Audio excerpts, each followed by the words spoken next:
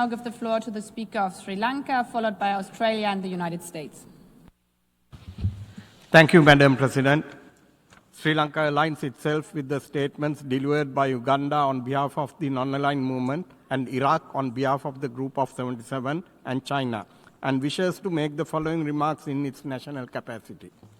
Sri Lanka remains deeply concerned by the continued imposition of unilateral coercive measures against Cuba for over 6 decades, which run counter to the principles enshrined in the Charter of the United Nations and the norms of international law. It is evident that the unilateral actions imposed on Cuba had negative consequences for the well-being of the civilians and for the economic and social development of the country.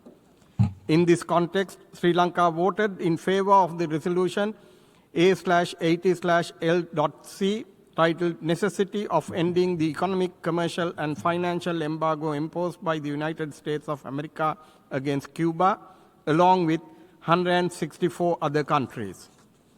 Madam President, Sri Lanka is concerned by the barriers created by this embargo, particularly in the area of procurement of medical supplies, vaccines, and essential equipment, especially during health emergencies. The humanitarian consequences of such restrictions are unacceptable. Access to healthcare must not be politicized or constrained by extraterritorial economic measures. We also noted the impacts of the embargo on the food and agriculture sector in Cuba.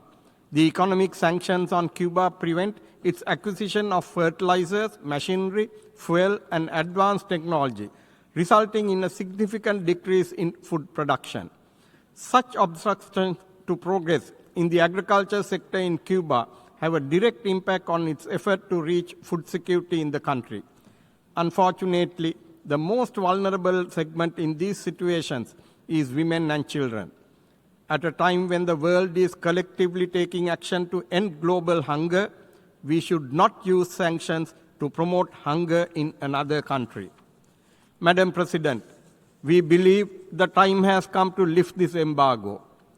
There is no doubt that this embargo hinders Cuba's pathway to sustainable development, violates fundamental human rights of Cuban citizens. The blockade had incurred billions of losses to the Cuban economy. Regardless of the intention of the embargo, the reality is clear. It is ordinary citizens who suffer the most. Therefore, Cubans should get equal opportunities as people in other nations. Their right to health, right to food, and the right to education have to be respected. Free flow of trade should be allowed. Humanity over hatred should prevail.